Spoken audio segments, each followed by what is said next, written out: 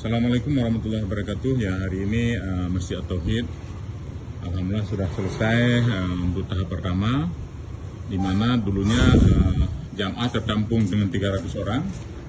Alhamdulillah sekarang udah bisa menampung untuk 700 orang, di mana pengembangannya adalah ke atas dengan kita bangun lantai 2 sudah berani semua. Insya Allah kami juga bisa pakai untuk kebutuhan di Hari Raya Idul Fitri.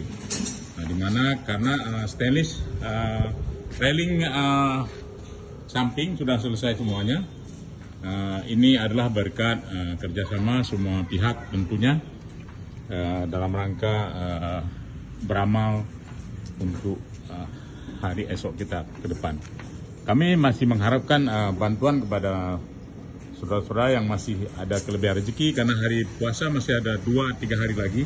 Jangan siakan kesempatan baik ini untuk berbuat yang terbaik untuk masa depan kita. Assalamualaikum warahmatullahi wabarakatuh.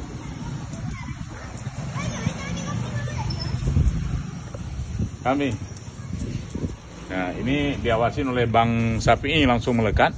Beliau akan cek sesuai dengan standar yang kita sepakatin dengan kepala tukang atau pemborok. Assalamualaikum warahmatullahi wabarakatuh.